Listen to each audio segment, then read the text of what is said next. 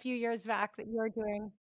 I was thinking that you maybe opened up the topic and were like realized how many people were ready to hear about it. Feel like there might have been like some hints, but not like so, Your for own lack of a story. better word, explicitly. That's a bad word choice, but also kind of funny. Like, yeah, I think that we both recognize that we needed time to heal and to grow. And so I started sharing about pornography. Years earlier, it's probably been like, I don't know, 8 years now. That was really part of my healing journey. Like, how could I help other parents? But we weren't really ready to tell our story yet. And that took time. And so we started sharing kind of more in a more personal way with individuals, or maybe sort of hinting at things, but to really share like the depth of what we've gone through. It's in the book, and this is kind of the first time we're really saying, yeah, this is what we walked through. And the hope, again, like I said, that God would use our story for good. And so far, we have seen that to be true.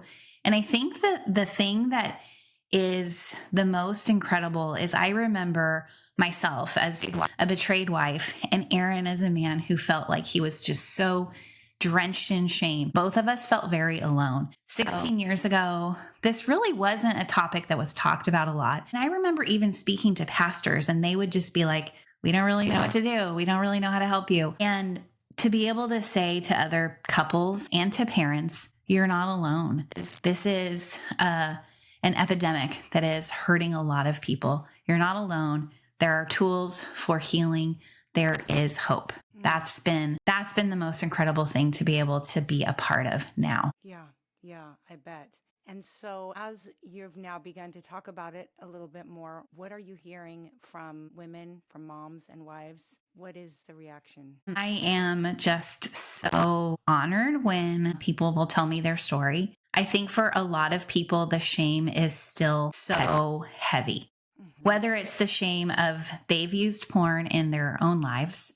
And as women, that's a really tough place to be, because there is still this stigma that pornography is only used by men, but there are a lot of women and a growing number of women who are using porn. So there's that group, or the shame of being a woman whose husband uses or has used pornography. That feels shameful. Like, because again, like my experience, I'm like, here's this man that I love and who doesn't seem to fit what I had in my mind as the profile of a person who used porn.